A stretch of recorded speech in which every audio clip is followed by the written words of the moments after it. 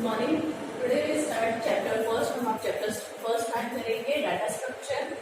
हमारे data structure का परिचय बताती हूँ आपको। डाटा मतलब आपके कोई भी रॉ फैक्ट्स होते हैं, जो ऐसी इंफॉर्मेशन जो मीनिंगफुल नहीं होती है। आपके कोई भी ऐसा डाटा जिसकी मीनिंग नहीं होती, उसको प्रोसेस करने के बाद उसकी इंफॉर्मेशन मतलब सूचना तैयार करते हैं। और कोई भी डाटा को अगर हम किसी क्रम में जमाते हैं उसे डाटा स्ट्रक्चर कहते हैं। ये अलग अलग तरीके से जमाई जा सकती है। डाटा स्ट्रक्चर की हमें दो वैल्यूज होती है, टाइप्स बाय वैल्यू और डाटा स्ट्रक्चर की तरफ से। एक न्यूमेरिक होती है, हमारे टाइप्स ऑफ वैल्यू में न्यूमेरिक आपकी न्यूमेरिक होती है। न्यूमेरिक मतलब नंबर्स होते हैं, वर्ड आप जो भी नंबर्स लेना चाहें। अल्फाबेट्स आप A to Z अल्फाबेट्स लेते हैं। एक होता है आपके अल्फा न्यूमेरिक, जिसके अंदर आपको आपकी डिजिट्स भी होती है और अल्फाबेट्स भी होते हैं। इसके अंदर ये टाइप्स ऑफ वैल्यूज के अंदर आपके न्यूमेरिक, अल्फाबेटिक और अल्फा न्यूमेरिक तीन तरीके की आपकी वैल्यूज हो सकती है किसी की स्ट्रक्चर के अंदर। डाटा स्ट्रक्चर हमें दूसरा तरीका है, एक प्रिमिटिव होता है और एक नॉन प्रिमिटिव होता है। प्रिमिटिव के अंदर आपके इंटीजर, फ्लोट और कैरेक्टर आते हैं। जैसे कि आपने 11th में पढ़ा हुआ है, इंटीजर आपकी कोई भी पूर्णांक संख्या है, फ्लोट आपकी कोई ऐसी वैल्यू जिसके अंदर पॉइंट से रिलेटेड आपको कोई डिजिट्स आ सकती हैं, और कैरेक्टर आपका कोई भी अल्फाबेट्स हो सकते हैं। नॉन प्रिमिटिव के अंदर आपके आते हैं, नॉन प्रिमिटिव में एरे है, स्ट्रक्चर है, यूनियन है। आपने एरे स्ट्रक्चर यूनियन के बारे में 11th में पढ़ा होगा। एरे आपकी एक ऐसा टाइप होता है जिसके अंदर जैसे अगर आपने फ्लोट किया है तो फ्लोट को हम ऐसे डिक्लेयर कर सकते हैं। एरे को आपको फ्लोट डिक्लेयर करने के बाद इस तरह से डिक्लेयर कर सकते हैं, और इसी फ्लोट के आप मतलब 10 डिजिट दे सकते हैं। हमारे जैसे एरे स्टार्ट होता है 0 to 9 स्टार्ट होगा, क्योंकि यहाँ पे वैल्यू आपके 0 से आती है। वैसा ही स्ट्रक्चर और यूनियन भी है। स्ट्रक्चर और यूनियन भी एक समान तरीके से होता है। इसके अंदर स्ट्रक्चर के अंदर आप अपने जितने भी वैल्यूज देंगे उसके एक अलग से एड्रेस होता है, और यूनियन की ये डिफरेंस है कि आप जितने भी अपने कोई भी स्टेटमेंट्स दे रहे हैं वो सारी स्टेटमेंट का एड्रेस एक ही होगा। स्ट्रक्चर और यूनियन में मेन डिफरेंस है, स्ट्रक्चर में हर एक स्टेटमेंट का एक अलग एड्रेस होता है, यूनियन में सारे स्टेटमेंट का एक ही एड्रेस होता है, जिससे अपने स्पेस की बचत होती है।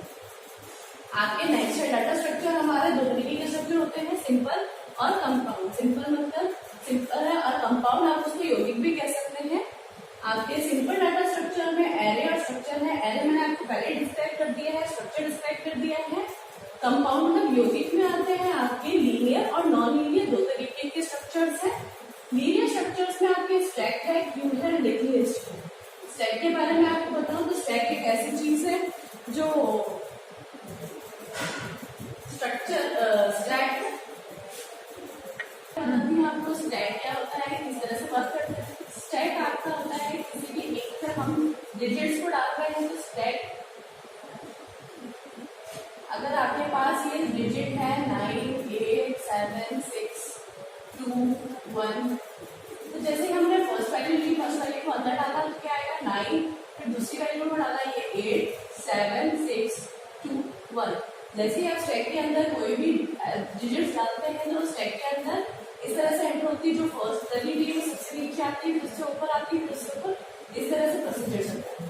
पर जब हम इसे एक्सेस करते हैं वरना वापस से लेते हैं तो ये पहले 9 नहीं एक्सेस कर सकते, पहले ये एक्सेस होगी 1, फिर 2, फिर 6, फिर 7, फिर 8, फिर 9, इस तरह से एक्सेस होगी। तो ये जाती तो आपकी है फर्स्ट, जो फर्स्ट इन है मतलब जो पहले जाएगा वो लास्ट बार आएगा। ये आपके LIFO first in last out. LIFO आपके है मतलब है आपके ये फर्स्ट, जो आपके फर्स्ट जाएगा फर्स्ट इन वो लास्ट आउट। आपकी जो भी डिजिट पहले जाएगी वो हमेशा लास्ट में बाहर आएगी। स्टैक के साथ साथ ही इसी से मिलता जुलता आपका क्यू है। क्यू के बारे में आप तो वैसे जानते होंगे। क्यू आपकी एक पंक्ति है, इसमें ऐसा होता है कि आपके यहाँ पे क्लोज नहीं होता है। आपके अगर जो भी वैल्यू जा रही है, अगर आपने 9 डाला है फिर 8, फिर 6, फिर 8, फिर 3, जब भी आप इसको एक्सेस करेंगे वापस से अपने कंप्यूटर से लेना चाहेंगे तो फर्स्ट 9 ही आएगा, फिर 8 ही आएगा, फिर 6, 8 और 3। इसकी आपकी प्रॉपर्टीज है, आपको फर्स्ट इन फर्स्ट आउट, जो पहले जाएगा अंदर वो पहले बाहर निकलेगा। जैसे कि आपकी टिकट बुकिंग के लिए आप खड़े रहते हैं, जो पहले खड़ा होता है उसका नंबर पहले आता है, और जो लास्ट में खड़ा है उसका लास्ट में आता है।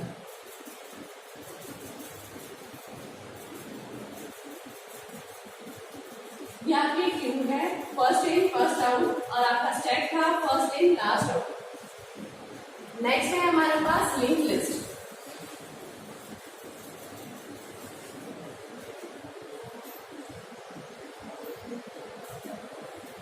लिंक लिस्ट के बारे में ऐसा होता है कि आपके पास एक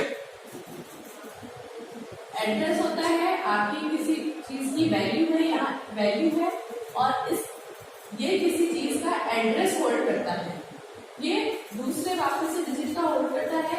इसका एड्रेस ये है, आपके एड्रेस, ये एड्रेस किसका है, ये इस वाले पैकेट का एड्रेस है, इस वाले पैकेट का एड्रेस है जिसमें आपकी वैल्यू है 7, और इस वाले में दूसरे का एड्रेस होगा, और ये कनेक्टेड होगा दूसरे से पैकेट से, और इसके अंदर कोई और दूसरी वैल्यू है, उसके अंदर कोई दूसरा एड्रेस होल्ड होगा।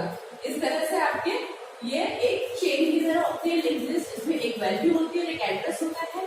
ये एड्रेस किसी और पैकेट का होता है जिसके अंदर उसकी वैल्यू होती है उस एड्रेस की। ये जो एड्रेस है इसमें वैल्यू क्या है, ये वाली है, और इस एड्रेस की ये वाली वैल्यू है। इसी तरह ये प्रोसीजर चलता रहता है। लिंक लिस्ट के बारे में इतना ही। आपके ट्री और ग्राफ के बारे में जो नॉन लीनियर है, रेखीय नहीं है, ये आपके रेखीय का नॉन रेखीय नहीं है। नॉन लीनियर के अंदर आपके है फर्स्ट है ट्री स्ट्रक्चर।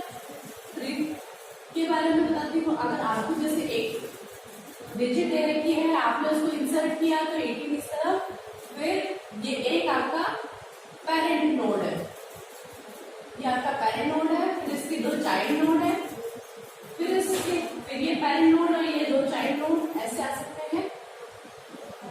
इस तरह से आपका ट्री होता है। ग्राफ भी आपका इस तरह से ही होता है। हमारा नेक्स्ट टॉपिक है operation in data structure. Data structure में कितने ऑपरेशन हो सकते हैं? ऑपरेशन है traversing, searching, sorting, insertion, deletion, merging. आपकी ट्रैवर्सिंग होती है। ट्रैवर्सिंग आपके जितने भी आपने डाटा अगर स्टोर कर लिए अपने किसी फाइल के अंदर, अगर आपके पास कोई फाइल है उसके अंदर से हमें कोई डाटा अगर आपको लेना है तो उसको एक्सेस करने के लिए एक्सेस करना है, और उस डाटा को लेकर उस पर कोई प्रोसेस करना है, मतलब प्रसंस्करण करना है, और उससे डाटा से मिलती कोई आपको इन्फॉर्मेशन चाहिए, प्रोसेस करने के बाद आपको इन्फॉर्मेशन मिल जाएगी। सर्चिंग होता है, आपको सर्च करना है। अगर हमारा कोई डाटा है बहुत बड़े शीट पे पड़ा है और हमें सर्च करना है तो हम उस डाटा को वर्बली नहीं देख सकते हैं। आपको उसके लिए एक एल्गोरिथम लगा के आप उसको सर्च कर सकते हैं कि वो कौन सी पोजीशन के अंदर है, उसको ढूंढ सकते हैं।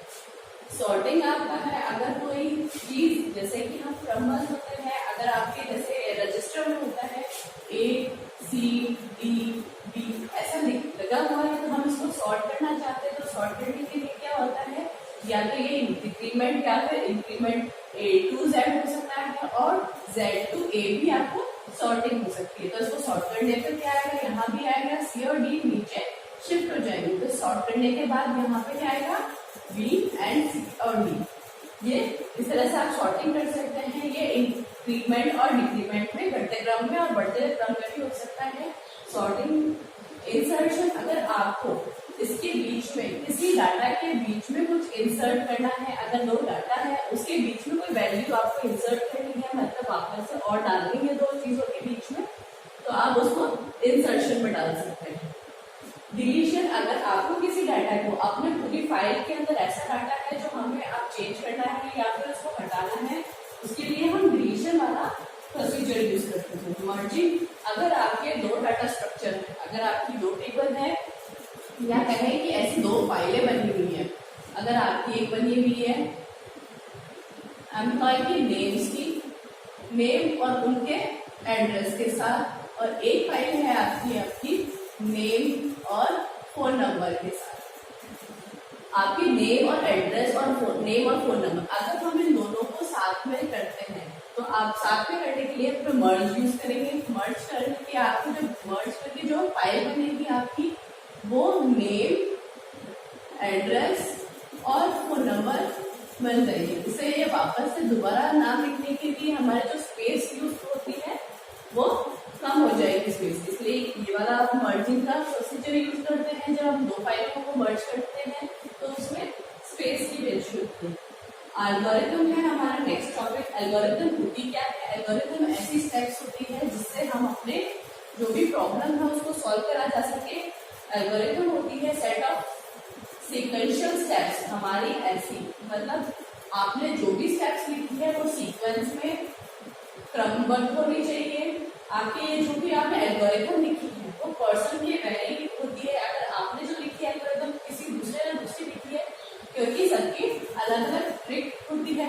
या फिर आप कहें कि आपने कोई लॉजिक दूसरा लगाया है, कि लॉजिक किसी ने बढ़ते हुए भी लगाया है, किसी ने घटते हुए भी लगाया है, आगे उससे सॉल्व करता है। और आपको ये पर्सन होती है, उससे वैरी होती है कि आपने जो सोचा है उसके सीक्वेंशियल अलग हो सकती है, सीक्वेंस अलग हो सकती है। इसके अंदर जैसे आपको एग्जांपल देते हैं एल्गोरिथम, जैसे सुडोकोड है, आपका फ्लो चार्ट है, फ्लो चार्ट में आप बनाते हैं, वो आपके एल्गोरिथम को शो करता है कि आपने किस तरह से एल्गोरिथम को रन करवाया है। इसके एल्गोरिथम की कैरेक्टरिस्टिक्स है कि आप उनको विशेषताएं है कि उसमें क्या क्या होना चाहिए। एक तो होना चाहिए फाइनाइटनेस। फाइनाइटनेस होना चाहिए कि आपने अगर कोई भी लूप लगाया है वो लूप हमेशा कहीं ना कहीं जाके एंड होना चाहिए। ऐसा नहीं कि लूप आपका प्रोसेस हो रहा है और वो कहीं पे जाके स्टॉप नहीं होता है, ऐसा नहीं होना चाहिए। डिफाइन नेटवर्क होना चाहिए, आपने जो भी डिफाइन किया है उसको पहले से आपने बता रखा होता है, उसके बाद आप यूज करते हैं। आपने इनपुट में कौन सा डाटा दिया है कि आपको डाटा जो दिया है जो आपने एल्गोरिथम लगाई है उसमें प्रॉपर इनपुट देना, और आपने जो इनपुट दिया है उसके अकॉर्डिंग आपका आउटपुट आ रहा है कि नहीं आ रहा है। Fourth point. फिफ्थ पॉइंट है इफेक्टिवनेस। आपने जो एल्गोरिथम लगाई है वो आपको इफेक्टिव है कि नहीं है, कि ऐसा नहीं हो कि आपको टाइम ज्यादा लग रहा है या फिर आपने जो इनपुट दिया है उसके अकॉर्डिंग आपको आउटपुट नहीं मिल रहा है, ऐसा भी नहीं होना चाहिए। इसलिए इफेक्टिव भी होनी चाहिए। आपकी जो एल्गोरिथम है उसकी एफिशिएंसी, उसकी नाप की जाती है एक तो टाइम कॉम्प्लेक्सिटी से और एक स्पेस कॉम्प्लेक्सिटी से। एफिशिएंसी हमारे मैंने बताया था कि आपकी जो भी एल्गोरिथम है उसकी एफिशिएंसी कैसे नापी जाती है, एक टाइम कॉम्प्लेक्सिटी से और एक स्पेस कॉम्प्लेक्सिटी से। टाइम कॉम्प्लेक्सिटी के बारे में हम पढ़ेंगे। टाइम कॉम्प्लेक्सिटी वो होती है जिस टाइम में हमने एल्गोरिथम लिखी है और जो हमारे रन टाइम एग्जीक्यूशन टाइम के अंदर जितना टाइम को दे रही है एल्गोरिथम उसको रन करने के अंदर, वो आपकी टाइम कॉम्प्लेक्सिटी। अगर ज्यादा टाइम दे रही है तो उसका कॉम्प्लेक्सिटी ज्यादा है। इसको हम टाइम कॉम्प्लेक्सिटी से हमेशा बिग ओ से डिफाइन करते हैं जब भी टाइम कॉम्प्लेक्सिटी होती है। कुछ ऐसे एल्गोरिथम है जिसके बारे में हमें पहले ही बता रखा है, जिसके ऑर्डर एल्गोरिथम्स की, जैसे कि हमारे फर्स्ट एल्गोरिथम इसमें यहाँ ऑर्डर दे रखा है। फर्स्ट एल्गोरिथम है सीक्वेंशियल सर्च। मतलब सीक्वेंशियल सर्च, अगर आपके पास कोई भी वैल्यू है सीक्वेंशियल सर्च के अंदर,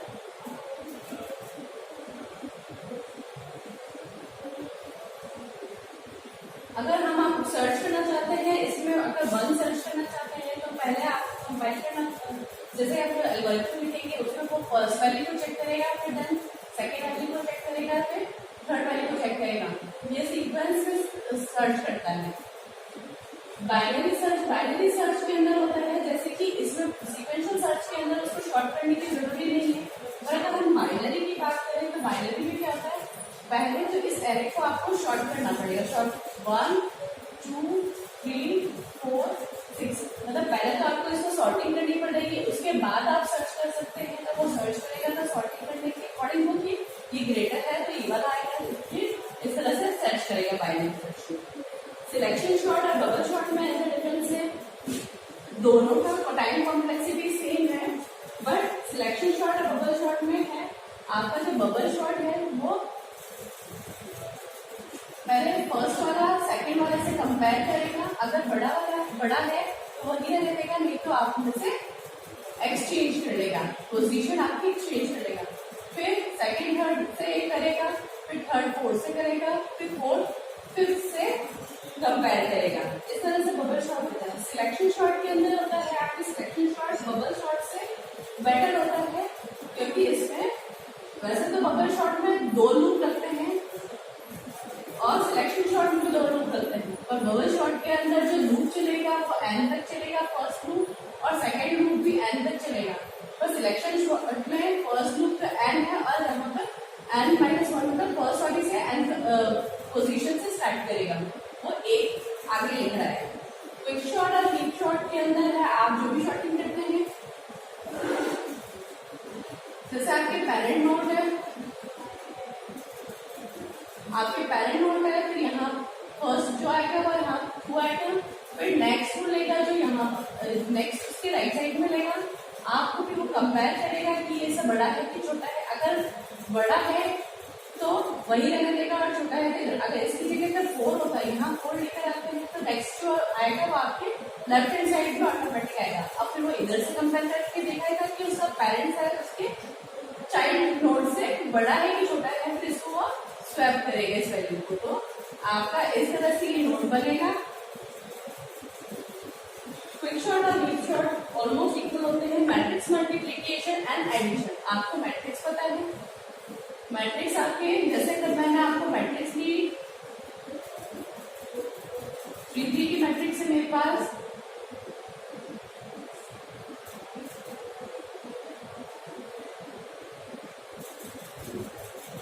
और दूसरी मैट्रिक्स मेरे पास इस तरफ से,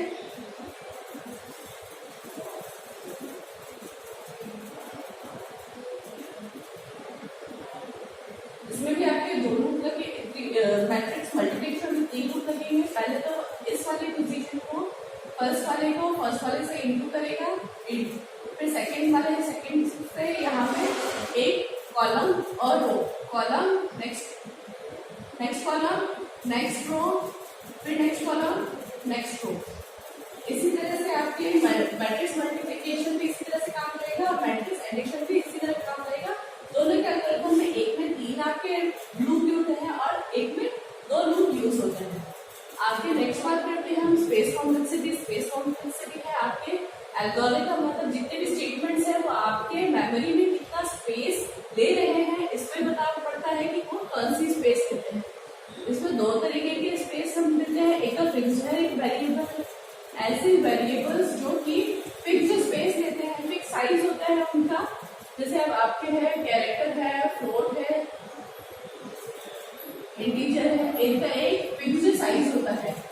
पर वेरिएबल स्पेस है जो आपके वेरिएबल स्पेस में ऐसा होता है कि आपको जो स्पेस डिपेंड करता है कि आपने उस पर कितने स्टेटमेंट लिखे हैं, वो कौन सा तरीके का है, स्ट्रक्चर है या यूनियन है। तो हमारा फिक्स्ड स्पेस और वेरिएबल स्पेस पे डिपेंड करता है हमारी स्पेस कॉम्प्लेक्सिटी।